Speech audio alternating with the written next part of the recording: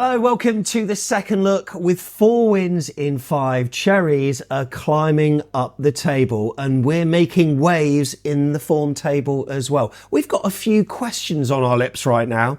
Is this as good as it gets? How far can AFC Bournemouth go this season? Have we ever had a manager that is tactically as astute as Andoni Iraola? And also, would you take any back? Big questions. Welcome. My name's Sam Davis. My name's Tom Jordan. We're an AFC Bournemouth fan channel. If you've not checked us out before, you might be a Palace fan. Look, we're going to try to unravel the game that happened at Dean Court, but we're also going to glance at Everton as well, which happened on Saturday. So it's a double header. 2-1 it was against the Toffees and then 1-0 against the Palace.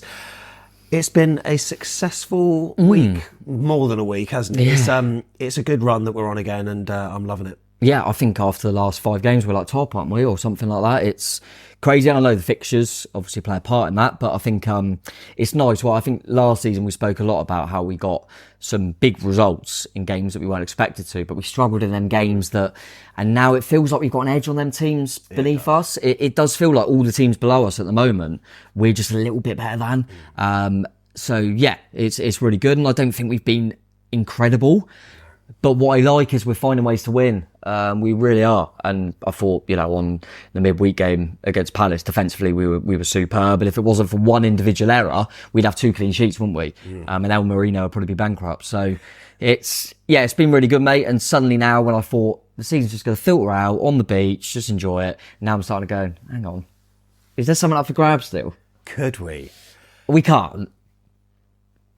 So both teams turned us around before the game. They thought it was a good idea that we shoot towards the south end in the second half. We were both facing the North Stand in consecutive games. Forest did that as well. They didn't get a result. Why are teams doing this? I was going to mention this actually, because I obviously, like you say, it's happened quite consistently now. And then what I noticed about the Palace game was that they took kickoff, which makes me think we chose... do you know what I mean? Because normally, it's not always the case, but normally if they've won the toss, they'll go, we want to switch us, so then we get kickoff. Yeah, that's what happens. But because they had kickoff, it makes me think I wonder if Andoni's gone, it worked against Everton, do it again. Maybe we didn't choose it originally. It just felt... You know what? Maybe they're doing it to try to create more noise from the North Stand, because look, I think now the 10 back get going as well. It doesn't make too much difference. Chris Temple's even said on commentary before that the South Stand is louder than what the North Stand has been on certain occasions. So maybe, just maybe, they're kind of almost paying them back a little bit by shooting towards them in the second half. Maybe North Stand need to up their game. Maybe they do. So look, Dom, in the Everton game, he equalled Josh King's tally. Neto then had a clanger, and then Coleman was far from mustard after he scored an own goal. But at a rain-soaked Dean Court on Tuesday, VAR saved Bournemouth's bacon by correctly calling for offside. And that wasn't before Andoni's tactical tweaks saw a second half which featured Semenyo, who was sick, and he actually was, before he played a ball onto the plate of JK, and it was virtual insanity in the stands. It was Boscombe look up the table once again. JK, Jamiroquai, I know what you're doing. Here is that league table. Let's take a look at where we are in the league. Okay, Tom, one question. Can we? No, we can't. We definitely can't. No. Yeah, we definitely can't, but all I'm saying is, look, we definitely can't, but the only thing I'm throwing out there is, could we? That's all I'm saying. If we win our game in hand over West Ham, we're a point behind them. They're in 7th. When you always do, so I was chatting to a few fans about, when the easiest metaphor is like, if you put a football bet on and you put £1 on it and you win 50 quid, the first thing you do is go, why didn't I put a tenner on it? Yeah. And I'm looking at it going, if we had hung on against Brentford last minute, Newcastle away, Matt Ritchie last minute, Ollie Watkins, if we had held on, we'd be 6th. Right? It's ridiculous. But look, we can't get Europe, but all I'm saying is, can we? That's all I'm putting out there. And have I renewed my passport? Maybe. Maybe you have. So we've ticked past 40 points and we're on course I think John McKenzie said this, on for a 52-point season. But do you remember those first 10 games? Disaster. And, take them away, it would be a 66-point season. That would be Europe. And look, we were learning a brand new style of football. Yeah. Next season, we can go into that season full guns blazing, knowing how we play, but what personnel will we have? Because we might lose a few. But has Richard Hughes left us, because he hasn't left us yet, but he's left us with the best parting gift ever in Andoni Iraola, hasn't he? Oh, absolutely. That's Blake, Frano, Foley, all the people that make the decisions. This guy, of course, he was got in through the door, his name was 2 hours, I think, after Gary O'Neill was announced as leaving the club or being sacked or whatever you want to call it. This guy that no one had really ever heard of was announced as being Bournemouth manager. The media were fuming. Gary Lineker called it ludicrous. Richard Keys, scandalous. Another nameless manager from the continent. It took time, but it now feels like we're in the safest of hands that we've been for a long, long time. Yeah, and I think hindsight's a wonderful thing, but I think you look at it now and go, also credit the powers that be that not pushing the panic button, mate, because we've seen it before. I mean, Palace, ironically, we're discussing that game to a degree, and I remember when they got rid of De Boer, I think it was after less games, but he hadn't won a game at the start, and they pressed the panic button, and it ended up working out well for them. You look back now and go, Bournemouth, we could have easily panicked. We didn't, and we're reaping the rewards now. And you also look at it in hindsight and go, does it just make sense that he was a new guy trying to, the players trying to get his instructions. He was trying to, of course we're going to start slow, and the fixtures were horrendous, and we knew that. But we were even up on points on the equivalent fixtures anyway. We were anyway, and as we've said enough times, I don't have to keep going over it to try and, save face, but No, let's go over it. But Gary's doing fine at Wolves, doing absolutely fine. I think they're a point above us. He's doing absolutely fine. Can't beat Burnley or Sheffield United on both occasions like we can. But and they were a lot higher in points above us at the moment, but now it's only a solitary point. It's a point. You say so. But no, listen, he's doing fine. So it's nothing against him. But the power, you mentioned a few there. I remember Souness saying, who do Bournemouth think they are? They really think that they can do anything but just get safety. Well, I'm sorry, but where are all these people now when we've already got more points? We've already scored. I think we scored like 7 more goals than we did. We've got 8 games to go, by the way. And Andoni is 5 points off our best ever total as a football club.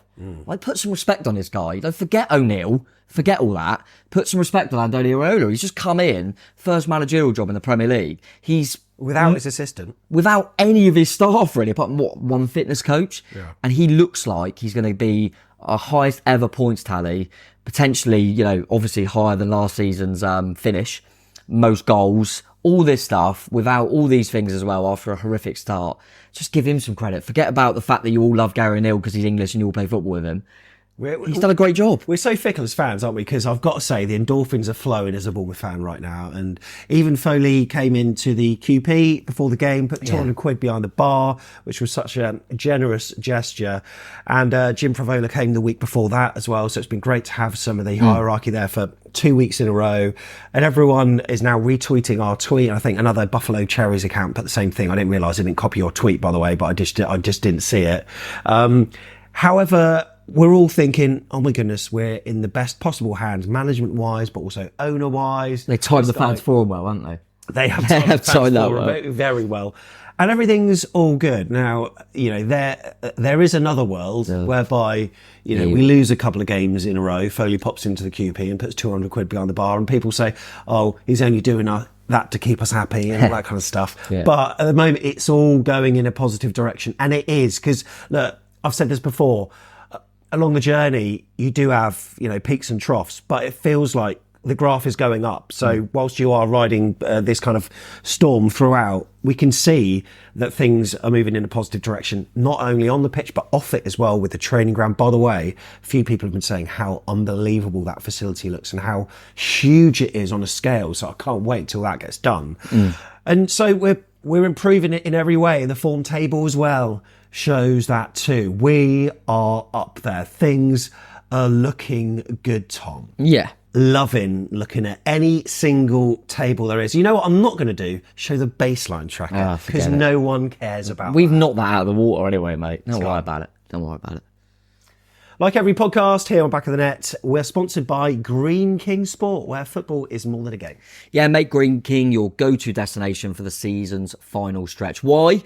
For one, you can watch every televised Cherries game down there with delicious food and refreshing beverages. And with 900 sports clubs dotted around the UK, chances are you're within walking distance of your local Green King pub. Yeah, let's be honest, football is best off being watched with friends and family. So get the squad together for every televised Premier League fixture in an atmosphere worth sharing. That includes huge title showdowns, the race for European qualification, and nail-biting relegation six-pointers. Yeah, don't forget to download the Green King Sport app to enjoy exclusive competitions and discounts whenever the game's on too. Right, so let's firstly, I suppose, check out the lineups. We're not going to go through the Everton game too much, but we do need to cover it. But look, this was the lineup for the Everton game. It is Neto, Smith, Zabani, Mepham, Kirkes, Cook and Adams. Great to see Tyler start. Semenyo, Clivett, Tavernier, Solanke. But then, against Palace, 5 changes. And one thing that I thought was significant as well was positionally, only 3 players were playing in the same position on the pitch as they were in the previous game, which to me shows that we've got a lot of versatility. And what we were saying on the preview before Palace is that it could be 2, because we weren't convinced that Neto would be starting against Palace. But look, he did, and he didn't have a lot to do. But we've got versatility within this squad. And whilst the performances haven't been great, I suppose at the end of the day, we're getting results. And that's the main thing, like you said earlier. Yeah, we are. And I think also with the lineups and that, I think you can read too much into it. I've definitely said this before, but Andoni makes a point of saying about how big the subs are. And that, really, you have whatever lineup you have, but the subs, you have 5 changes now. So, you're not going to end the same way. So, them players, the squad's just so important. And I think the Everton game, Kelly comes on, gets an assist, first touch. The game after that against Palace, Semenyo lays it off to Clivett. Like none of them 3 started in them respective games. So it shows that the squad's there, the squad's able. And I was surprised. I thought he'd make changes because of the quick turnaround, and we are in a luxurious position where we can try a few bits out. We don't have to take too many risks. Like, I knew Adams wouldn't play in the next game. There was no way. I mean, he didn't even get on, which I think was ideal, really. Give him a bit of a rest for a midweek one. But some of the positionally, I did not see Lewis Cook starting centre half, for example. Even when I saw the lineup, I thought, nah, surely it's not that. But yeah, it's showing that we've got players, as you say, mate, who are really versatile, could play different positions. There's some players in particular, Lewis Cook, as we mentioned, Tavernier, Ouattara, can play so many different roles, and that's really helpful, really, really helpful for Iraola, and also a few bodies coming back as well, which is helping.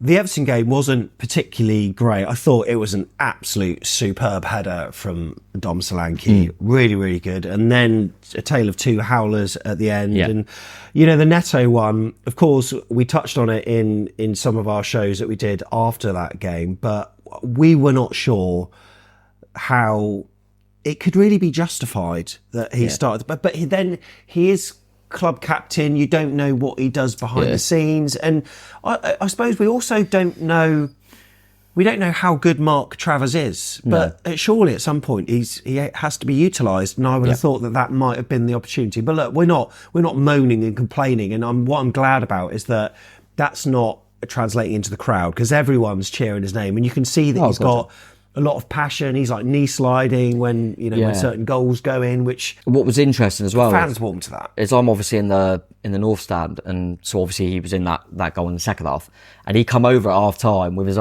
hands apologising like in the second half, and I spoke to Steve, and he's obviously in the 10 Mac, and he said at the start of the game he was doing that, so he's almost like apologising before the game, like, I know I made a mistake last game. For the previous game. Yeah, it looked like that. What I would say is I think Palace have dropped the clanger themselves, because I don't really pleased. I don't get when you've got don't know how tall Matera is. He's a beast, isn't he? He's up against Lewis Cook if he played it cleverly and kind of put himself on there. Why are they not chucking balls in the box to a goalkeeper that's just made an error? They didn't put him under any pressure, which was ideal for us. And I'll tell you what, we'll obviously come on to it, mate, but the defence was so good against Palace that they really helped our goalkeeper there, which is great. And he had, I think, second half they had 0 XG. Like they literally never looked like they were going to score, and that's brilliant, because my main concern was we start the Palace game, they chuck a few balls on Neto, he makes an early error, and his confidence is going to be on the floor. That'll hopefully help him now, because he's, literally made an absolute clanger. We've got over the line, and then the next game he's kept the clean sheet. So hopefully now he can kick on from there. Yeah, thankfully the clanger against Everton was repaid by Seamus Coleman. Great cross from Adam Smith. Just caused confusion, and we went away with a 2-1 win. And look, Crystal Palace, I didn't know how I felt, because our previous against them, it's almost like they're our bogey side a little bit, and they've got the capability of coming away with Dean Court with a win. And, it looked at one point like they would go 1-0 up. But thanks to VAR, they didn't, and that got chalked off. But I want to talk about the lineup that Andoni Iraola put out, because Lewis Cook was playing centre back, but at times it didn't look like it was a 4 at the back. It almost looked like it was a 3 at the back. I genuinely couldn't work it out. But one thing I was concerned about on the preview was Lewis Cook and Alex Scott starting together, but they didn't. No. So Alex Scott was playing in his usual role. Yeah. I would prefer to have him playing a bit further up the pitch, but that's where he's put Lewis Cook. He's brilliant. Ilya Zabani. Yeah, I was with you, mate. I kind of thought that Kelly would be tucked in at centre back and Ouattara would probably be at full back. But we started that way, and I think Andoni spoke about it after, and like I say, that's why he's the head coach, because I think what they've done is they've gone, we know they're going to start the big lump Mateta up front. Zabani, go and have him. And it's literally 1v1. That's what we're going. Zabani's better than him. He's 1v1, and Andoni said it. Our concern, because he didn't play in the last time against them, was their main man is Eze. And he'll drift in around Mateta. So what he wanted is, he said, right, Lewis, because you're going to play centre half, but you've got the midfield instincts as a midfielder. Go and watch him, and just leave Mateta with Zabani. And it worked quite well first half. They didn't really cause any problems apart from the goal that was obviously offside anyway. And then it allowed us second half to change things. As soon as they've gone, right, this is what Bournemouth are doing, we've gone out second half, Lewis is now in midfield, and Zabani's now going to step in on Eze, because Kelly's going to watch their game plan is gone. It's completely gone, and I'm not being funny, but the subs he's making every single game just work. I mean, just working. So what was the deal with Antoine Semenyo? Because he was on the bench, he wasn't on the bench, and then he was on the bench again. Yeah, it sounds like there was 3 players that had this illness. So Mepham, Semenyo and Unau. Did he have what they call I think they call it professionally a tactical chunder? Yeah, maybe. Is that what happened? I mean, they obviously, Mepham didn't make the squad because of his illness. Unau and Semenyo just about did. But I never thought he'd come on at half time if he was that ill. No. So yeah, something's happened there, and he just said he didn't look ill, did he? I mean, he'd come on, he was brilliant. I didn't know, what the situation was. Obviously, we saw early on in the game that Dango went off because he was fasting. So I didn't know if there was any sort of situation with that. But Dango was obviously fine to start, which was good. But we obviously had a few bugs there. But Semenyo was absolutely fine to play 45. And it's a shame for Scott, because I think he was the only one that come out of the game disappointed, probably. It just didn't happen for him. There's only been a few flashes from him so far in a Bournemouth shirt. It's very difficult when you're basically understudy to Ryan Christie, who's showed his quality again as well. He was getting on the ball a lot, loads of energy, loads of drive. I thought he did really well. The thing is, he's technically and he's clearly an unbelievable footballer, Alex Scott, and he's got hell of a future. Still young, remember. But I think as the deepest midfielder, we've got Lewis Cook and Tyler Adams are ahead of him in that role. Ryan Christie is doing such a good job as that kind of box-to-box presser that he's not going to get that. And then as we saw in the 10, even Billing could play okay, but Clivert makes us tick. So Scott's finding it difficult to find a slot. And I think what's probably happening is we all know his qualities. He's probably showing it in training. And Andoni's trying to find different ways to get him in, but maybe he needs to run in a certain role because we've seen him in so many different ones. But yeah, it didn't quite happen for him in the first half. But what's nice is we can just go, it's not quite happening. Semenyo, you come on and we'll change some bits about. It's weird to see two of our midfield maestros from last season on opposing sides both playing in defence. Yeah. Lerma was playing left-sided centre back. Yeah, it didn't suit him. It didn't suit him at all. I don't think he was bad. He did a good job. Yeah, he was fine, but they missed his bite, I felt, in midfield. Absolutely did. They really did. But I could see why they put him there. And you got to remember, they've got a gaffer where he's probably trying to work some stuff out as well.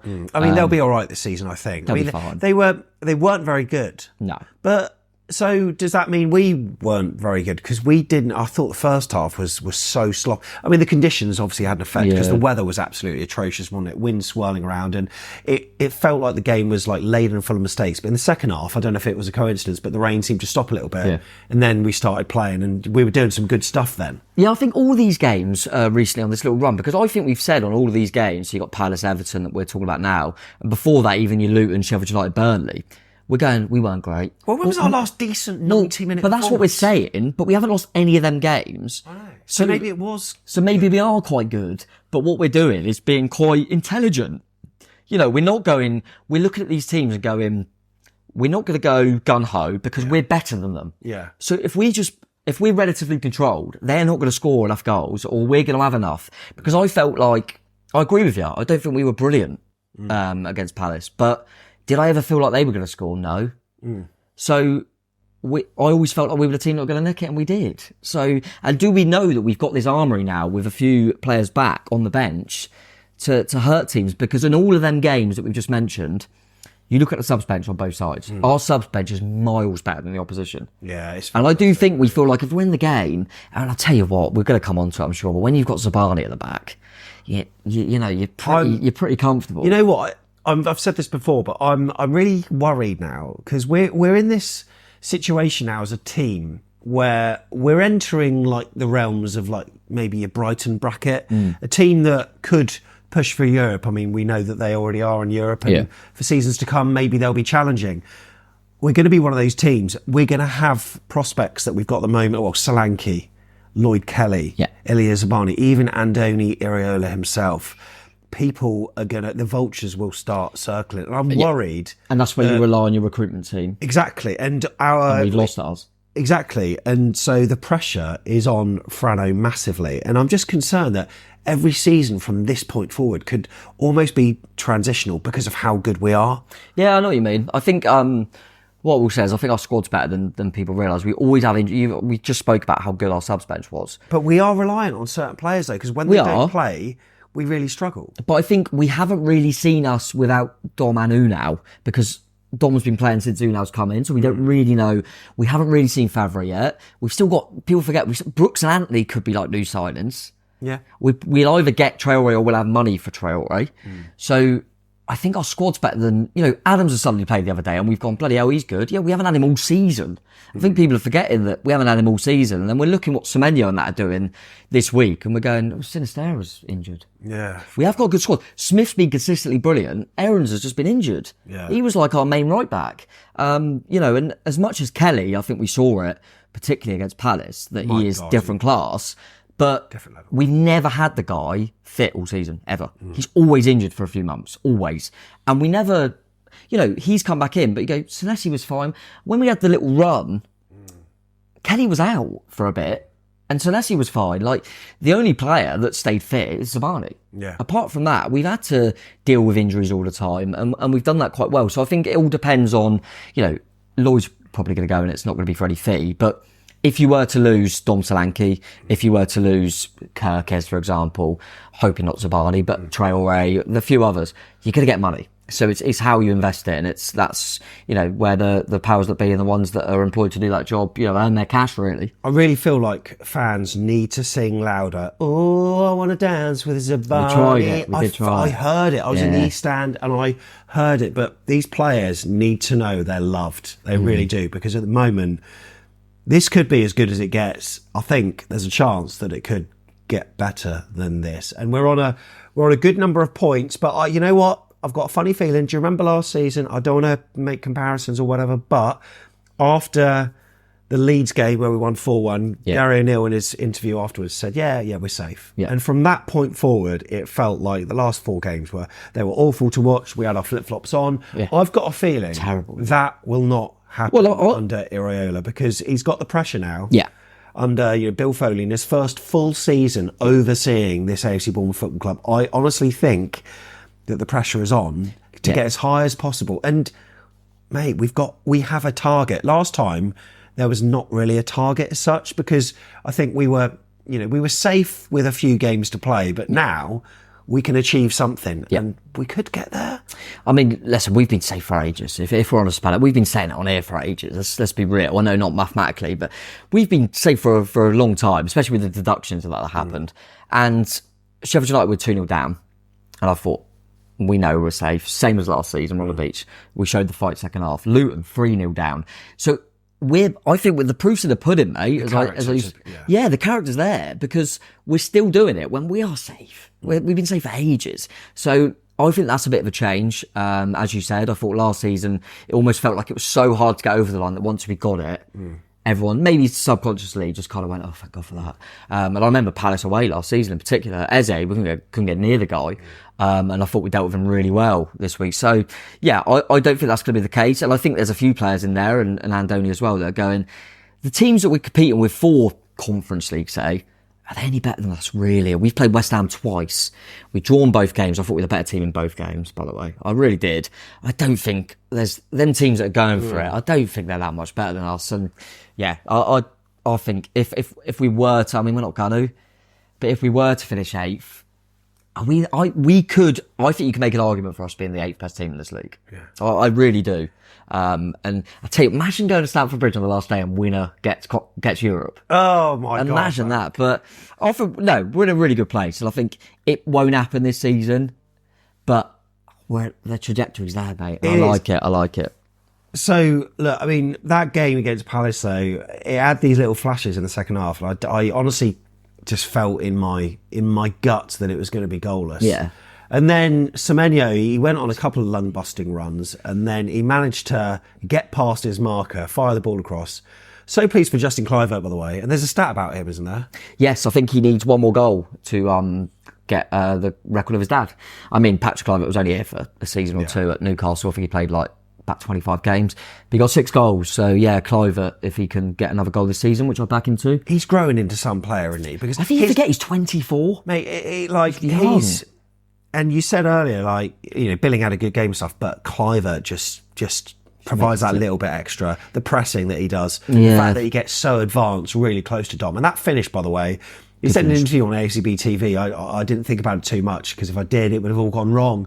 And he said that a beautiful thing can now be achieved this season. Yeah, he was good, I thought. Goal. I love that. A great, great talker, by the way, and a superb finish from him as well. So yeah, so pleased. I go back to the start of the season. I don't know if people remember, he was struggling to get that kind of the numbers, wasn't he? He was playing okay, but he didn't score for a while. And I remember him saying he was overthinking things a little bit too much. And then against Fulham at home, it was a bit of a scrappy finish, wasn't it? He just hit one straight at Leno, and it went straight through him. Yeah. Do you remember? He probably would have. Yeah, and he said, I missed a few, and I thought, I just got to hit the target. Yeah.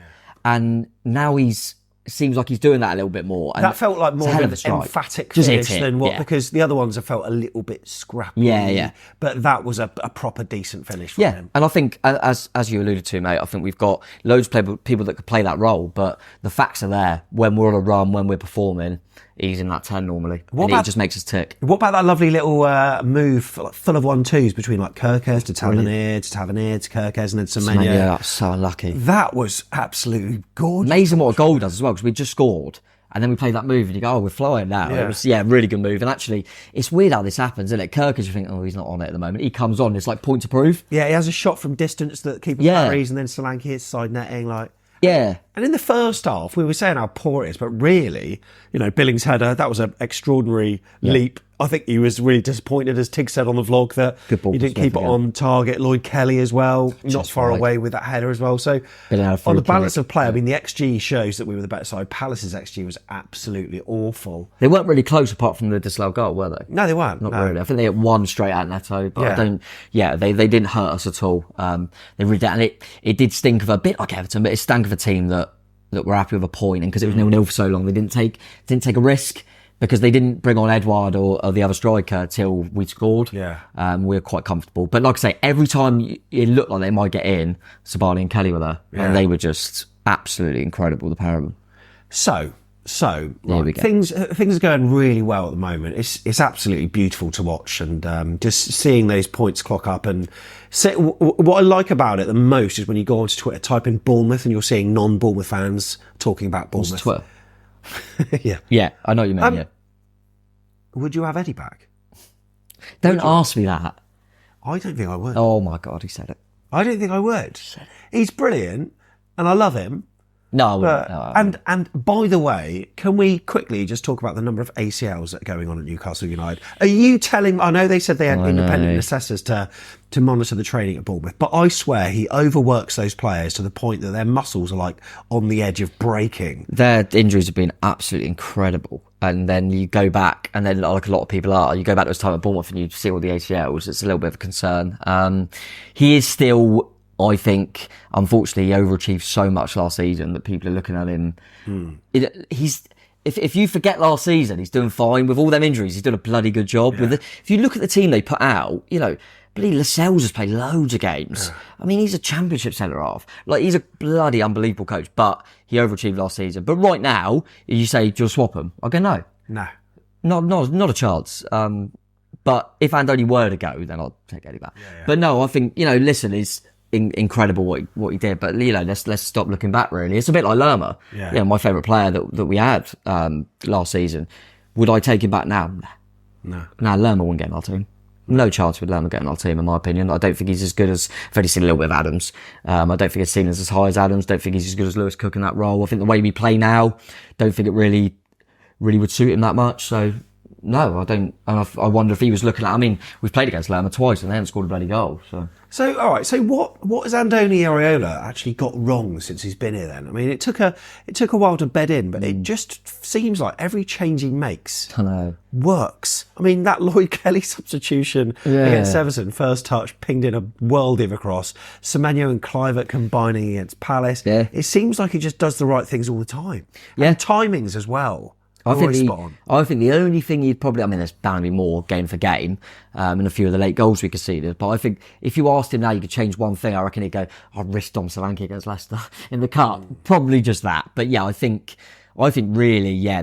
And the amount of times I've done it against Palace. I look at it and go, I don't really understand that. And it works. And that's why he's the head coach. You know what I mean? It's what I like about it is... Like we've all said. It's quite unpredictable. It's unpredictable, but it's always with a thought of trying to win a football match. Yeah. It's never about trying to stop them. Yeah. It's always about trying to win the football match. I mean, Mepham gets an illness and you've got no Senesi. You play James Hill, not Andoni. He puts Lewis Cook at the back. Yeah. I mean, I love it. And this is what we were screaming for, wasn't it? Just have a go.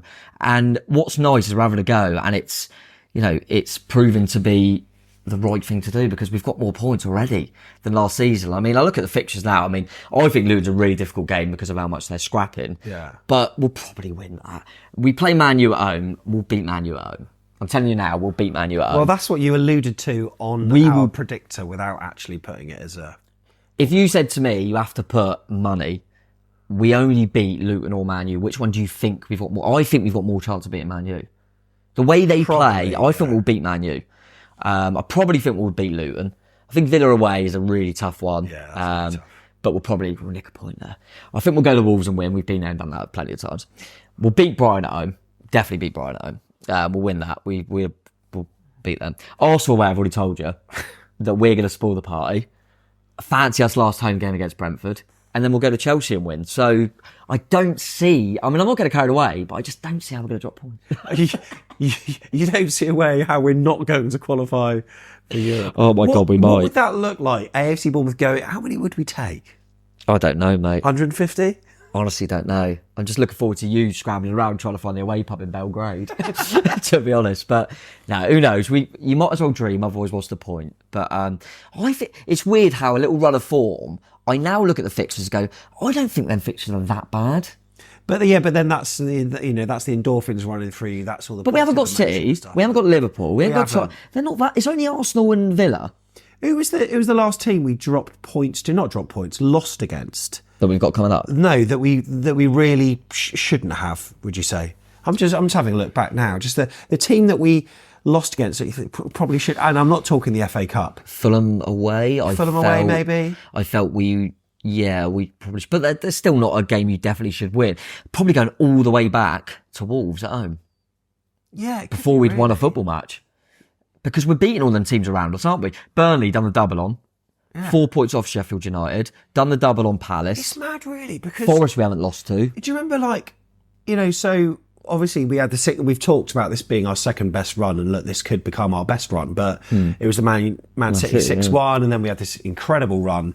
And I remember me and you feeling actually quite downbeat in January and parts of February. And I'm just looking at it thinking, wasn't that bad. Like we beat Swansea in the FA Cup 4-0 against Liverpool. Liverpool quality, could win the league. Beat QPR. I suppose losing to Leicester City at home in the cup, where we were all dreaming of Wembley, maybe. But before that was Man City losing to them. A draw at Newcastle's a pretty respectable result, and a 1-1 against Forest. I think the Fulham one was the 3-1, isn't it? And I think the Fulham one was just after the window, and I think we just let Brooksy and that go. And I think we saw the Fulham game and thought, oh, hang on a minute, could Brooksy have made an impact? Do you remember, it was that kind of talk, which I was certainly involved in, but disappointed at Fulham. And then I think the Forest game, we were miles better than them, and then we just let them back into it. It was a little bit disappointing. But like these frustrations that we had at the time, I mean, it felt, I don't know, I wouldn't say it felt bad like being a Bournemouth fan, but you're looking at it really frustratingly. But now I'm looking back thinking, oh, you know what, these were about right. Yeah. And like you said, mate, there's no one really, actually. Like I say, I go all the way back to the Wolves before we've won a football match. We haven't lost many games that we'd expect to win, have we? No. Not really. So it has been good, mate. But the thing is, you probably haven't got many games left you'd expect to win. Because Luton is away. I don't know how many games will we be favourites with the bookies in all them games? Not many. I suppose, would we maybe shading it against Brentford, maybe Brighton, but other than that, probably. But we've shown already that we can surprise a few people, and we've got the options now as well, which is nice. We can mix stuff up. We just saw that, made 5 changes, and we didn't really look any weaker to the Everton game. I didn't think, and I thought, and Palace probably slightly better than Everton. Not a lot in it. Like I say, I keep saying these teams are playing and not very good, but they can't all not be very good. We must be doing something right. I think what I'm liking is we're playing this attacking football, but we're limiting teams to very little chances. We really are. If you're part of our Ko-fi by just helping us financially every month, thank you so much. That truly, and as a result of that support, we put you onto a Telegram group. We truly appreciate it, and there's a chat group and all sorts. Tom posts his exclusive player rating show on it. Yeah. Who was your man of the match? I said that I totally agree. Zabani got it on our Instagram, he got it in the stadium. Totally agree with that. So I always try and go a little bit different, because what's the point of just giving the same one? And I said Lloyd Kelly, because I thought the pair of them were faultless, really. So I thought it should be one of them. You've got to make a claim for the impact of Semenyo and Kluivert. Cook doing 2 positions brilliantly. Christie coming back in was really good. I always think the one that just doesn't get the credit is Adam Smith. Doesn't do anything wrong. You know, Billings' header was from his cross. The Coleman goal's from his cross. He's always involved. Have we really forgot about the fact that we signed Max Aarons? Because Smith's just been faultless, mate. And I don't think he gets credit because he's not brand new, young and shiny. I think that's all it is, because he's brilliant. Can I just, firstly, before I mention this person, according to Who Scored, who do you think was statistically the best player? Would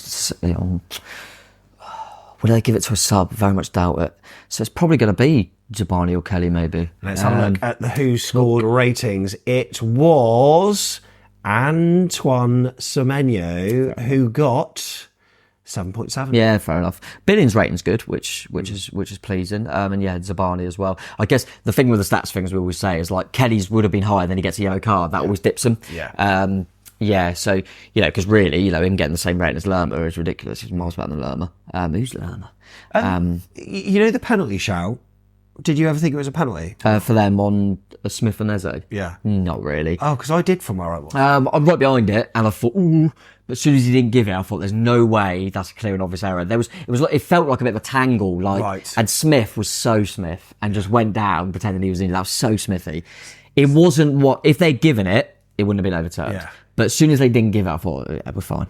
Adam Smith, Cherries legend, another Cherries legend, Steve Cook. By the way, he's doing really good things at Cuba. He deserves a testimonial. I don't know what's going on with that. He ain't getting one, mate. Did he not? Is that... No. What happens with that? Is it the club's decision or the player's decision, or how does it work? I think it was a difficult one because he was playing for Forest for a bit, and then the owners changed and all that sort of stuff. But I think it's one of the things now where it's been so long that he's kind of been priced out of it.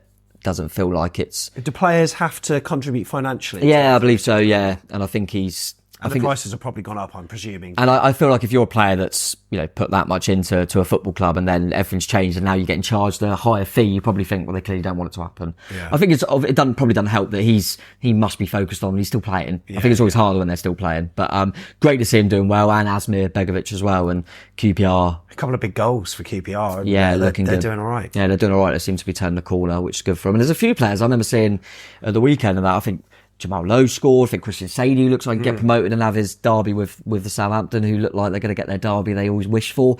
Interesting, isn't it, that we gave them 2 of our players and they've got worse. So there's a few players doing well there, and maybe if Leeds start playing Jadon more, they might go up. So in terms of the Championship, let's just quickly touch on that before we finish.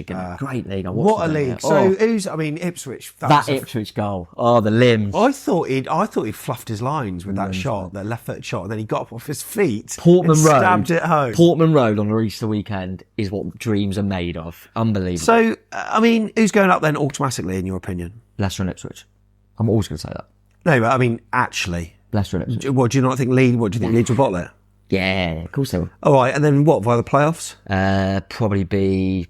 I don't think West Brom... I think West Brom will get to the final by beating Norwich, Southampton. West Brom will beat Southampton, 4th and 5th, get to the final, and they'll probably play whoever comes 6th, because Leeds will be in their normal bottom Norwich. mode. I think it might be Cov. Really? Yeah, I'm going to make a little shout for Coventry. So I think it'll be an all Midlands final, Coventry West Brom. And they love a playoff final. Yeah, Coventry come up. Happy days. And I'm sure we'll have to get the buckets out then though, because they would have used the parachute payments. They'll go, what do we do? Is there a chance that we can go, they get a few injuries, they get to a playoff final, and we say, no, Rothwell and Brooks ain't playing. Surely we can do that. I dream that, but we don't care anyway. Let them have Pompey, mate. Yeah. Whatever. Who cares? However, you've been absorbing this content, whether you've been listening, whether you've been watching, we truly appreciate it. It's a little bit of a shorter second look because we're straight in to the QP preview, which is going to be coming out on Friday morning. That's Luton Town away. Yeah. Looking forward to it, mate. Will there be free beer? Tell you where there was free beer. From David Cordell. This feels weird holding this because this is like at room temperature. Is that mine? So it feels, yeah, this is yours. Oh. It is a Newborough Brewing Company Up the Cherries Milk Stout. We talked about it on the vlog. It's a tasty, rich milk stout with cherries brewed to celebrate our favourite English club, AFC Bournemouth, because our favourite player just happens to play for them. Tyler Adams. It's 5.5%. We're going to have a sup on this very soon, live on air. And thank you so much, Dave Cordell, who's gone back to America. He had a nice trip, didn't he? Yeah, he's going to Nashville actually for the Premier League Fans Fest that he got over there. I think a few Bournemouth staffers might be going over there as well, perhaps. I've just realised how much I hate myself. As soon as you said Nashville, I thought Taylor Swift was born there. Why have I thought that? On that note, thanks for watching. Thanks for listening. Up the Cherries. That is bad, isn't it? Why have I done that? Are we out of the woods yet? Out of the woods, yeah. Banger. We definitely are. We're pushing for Europe, mate. So many bangers.